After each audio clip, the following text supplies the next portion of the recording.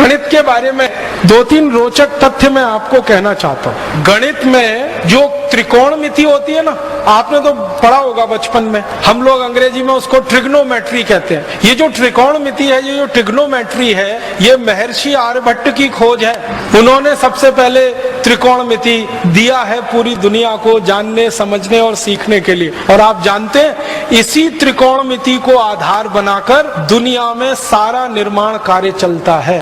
त्रिकोणमिति अगर आप जानते नहीं हैं तो आप किसी भी निर्माण कार्य में लग नहीं सकते। तो सारी दुनिया के निर्माण कार्य का आधार और पृष्ठभूमि महर्षि आर्यभट्ट की देन है। त्रिकोणमिति जो उन्होंने समझाई सारी दुनिया। गणित में त्रिकोणमिति का आविष्कार भारत में हुआ है। फिर इसी तरह एक महान महर्षि हुए भास्कराचार्य। उन्होंने गणित की सबसे पहली पुस्तक लिखी, लीलावती जिसका नाम। लीलावती जो थी वो महर्षि भास्कराचार्य की बेटी थी। तो अपने बेटी के नाम पर, बेटी को जो सिखाते थे गणित में, वही सब उन्होंने लिखा पुस्तक। और लीलावती के बारे में कहा जाता है कि वो इतनी कुशाग्र बुद्धि थी, इतना तीव्र बुद्धि वो बेटी थी कि पेड़ के पत्ते गिन सकती थी। और जब भी उसको पेड़ के पत्ते गिनने के लिए कहा गया तो वास्तव में उतने ही पत्ते निकलते थे जितने होते थे। और उसको कहा जाता था कि तुम्हारी बुद्धि बहुत तेज चलती है, तो कहती थी वो पिताजी की कृपा है, उन्होंने मुझे गणित सिखाया। पेड़ के पत्ते गिन लेना कोई आसान काम नहीं है, ये कुछ ऐसा ही काम है कि आसमान में तारे गिन लेना। और लीलावती इसमें सिद्धहस्त थी। उस लीलावती के नाम से पुस्तक प्रकाशित हुई, महर्षि भास्कराचार्य की गणित की पहली पुस्तक।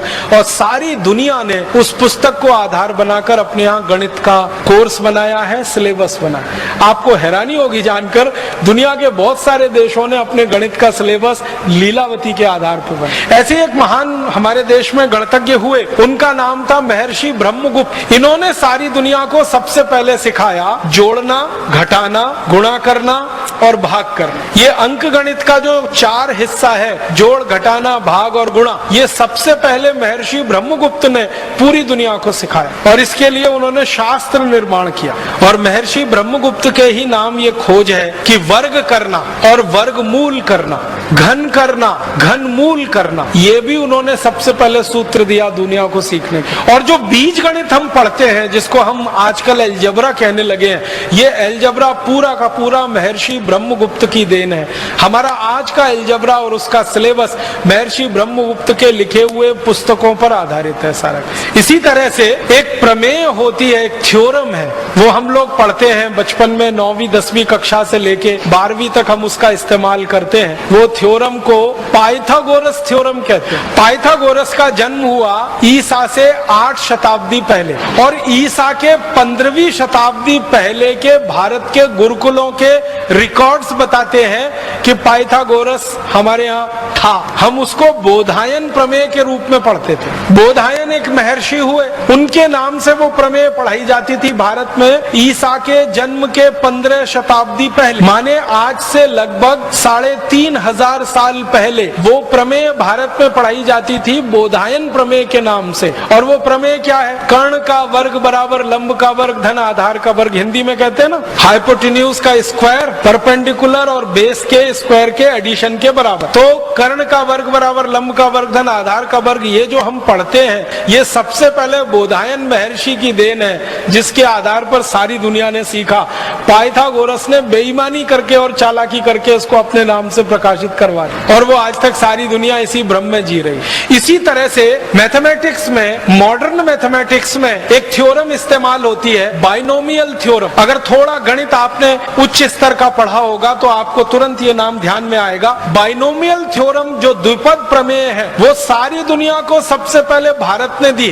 और ये बाइनोमियल थ्योरम भी महर्षि आर्यभट्ट की देन है सारी दुनिया में। और इसी तरह से हमारे भारत में एक विषय चलता है गणित में, जिसको मॉडर्न मैथमेटिक्स के नाम से आजकल कहने लगे हैं, कैलकुलस। और उसके 2 हिस्से हैं, इंटीग्रल कैलकुलस, डिफरेंशियल कैलकुलस। ये इंटीग्रल कैलकुलस सबसे पहले भारत में लाया जिस महर्षि ने, उनका नाम था माधवाचार्य। और डिफरेंशियल कैलकुलस पूरी दुनिया को सिखाया जिन महर्षि ने, उनका नाम था भास्कराचार्य। डिफरेंशियल कैलकुलस का आज का पूरा सिलेबस भास्कराचार्य जी जी की पुस्तक को सामने रख लो तो समझ में आ जाए। और माधवाचार्य जी की जो गणित की पुस्तक है उसको पढ़कर डिफरेंशियल वो इंटीग्रल कैलकुलस पढ़ो, बिल्कुल साफ समझ में आ जाए। और गणित में सबसे ज्यादा शोध दुनिया में हुआ है तो वो भारत के बाद दूसरे नंबर पर सबसे बड़े गणितज्ञ माने जाते हैं दुनिया में, वो फ्रेंच लोग हैं। फ्रांसीसी लोग इस बात को स्वीकार करते हैं कि गणित अगर हमने सीखा है और दुनिया ने सीखा है तो वो भारत से सीखा है। और गणित की जो मूल बात है 0, 1, 2, 3, 4, 5, 6, 7, 8, 9 जिसको हम नंबर सिस्टम कहते हैं, ये सारी दुनिया को भारत की देन। और आपने मेरे व्याख्यान के पहले वो जो गीत सुना, जब 0 दिया मेरे भारत ने, वो सच है। सारी दुनिया को 0, फिर 1, फिर 2, फिर 9 तक की गिनती हमने सिखाई। और जो गिनती सिखाएगा वही गणित बनाएगा। गणित तो उसी को आएगा जिसको गिनती आएगी। जिन्होंने गिनती गिनी है और जिन्होंने गिनती पढ़ी है वही गणित बना सकते हैं और गणित सिखा सकते हैं। तो भारत ने सारी दुनिया को गिनती दी है, गणित दिया है, गणित के सूत्र दिए हैं। और कुछ गणित के सूत्रों के बारे में तो आप सब जानते हैं। वैदिक गणित का नाम आपने सुना है? वैदिक गणित के सूत्र 17 सूत्र हैं। इन सूत्रों को जो सीख लेगा वो गणित का इतना बड़ा पंडित हो जाएगा कि कैलकुलेटर से ज्यादा तेज कैलकुलेशन वो कर पाए। कुछ भारतवासी सारी दुनिया में अपना चमत्कार दिखाते रहते हैं गणित का।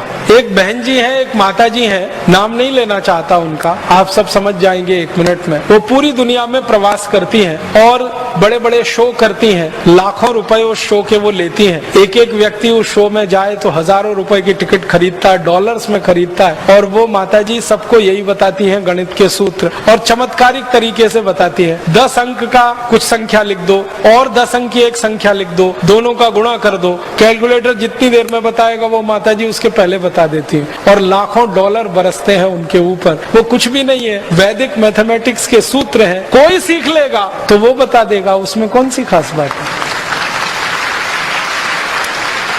और उनके बारे में अखबारों में बड़ा बड़ा विज्ञापन आता है। जिनका दिमाग कंप्यूटर से ज्यादा तेज चलता है, जिनके गणित की गणनाएं कंप्यूटर से ज्यादा तेज है, ऐसी माता जी का व्याख्यान सुनने आइए या दर्शन करने आइए। मैं सोचता हूँ कि ऐसी तो सभी माताएं हो सकती है, सभी बहनें हो सकती है, सभी भाई हो सकते हैं। बस वैदिक गणित के वो 17 सूत्र सीखने की देर है। और वो सूत्र अगर आपको सीखने हो तो पुस्तकें उसकी बाजार में उपलब्ध हैं। मेरी आपको एक विनम्र प्रार्थना है, वो ये कि आपके घर में छोटे छोटे बच्चे हैं, उनको वो सूत्र जरूर सिखा दीजिए। गणित उनको रोचक हो जाएगा। हमारे देश के बच्चों को गणित में ही सबसे ज्यादा बोरियत आती है, क्योंकि आज जो हम गणित सीखते हैं और सिखाते हैं वो अंग्रेजों के तरीके से सीखते हैं और अंग्रेजों के तरीके से सिखाते हैं। उसमें रस बिल्कुल नहीं है। लेकिन ये जो वैदिक गणित लिखा गया है, इसको सीखने में इतना रस है कि आप 90 साल के भी हो जाएं तो भी आप वैसे ही सीखेंगे जैसे 15-17 साल के बच्चे सीख। हमारे भारत में शिक्षा के बारे में जो सबसे गहरी बात है कि शिक्षा को रसपूर्ण बना के सिखाना, हंसते हंसते सिखा देना, खेलते खेलते सिखा देना, गाना गाते गाते सिखा देना, गीत गाते गाते सिखा देना, दुनिया में कहीं नहीं है। तो वैदिक गणित के सूत्रों को आप सीखें, बहुत अच्छा हो। नहीं तो अपने बच्चों को जरूर सिखाएं। पुस्तकें बाजार में उपलब्ध हैं, उनसे आप आसानी से कर सकते हैं। और मेरा तो कहना है कि आप सीखकर दूसरों को सिखाने का अभियान चला सकते हैं। कम से कम ये जो तिलिस्म बना हुआ है 2-3 लोगों के नाम पर कि वो गणना करते हैं कंप्यूटर से ज्यादा तेज,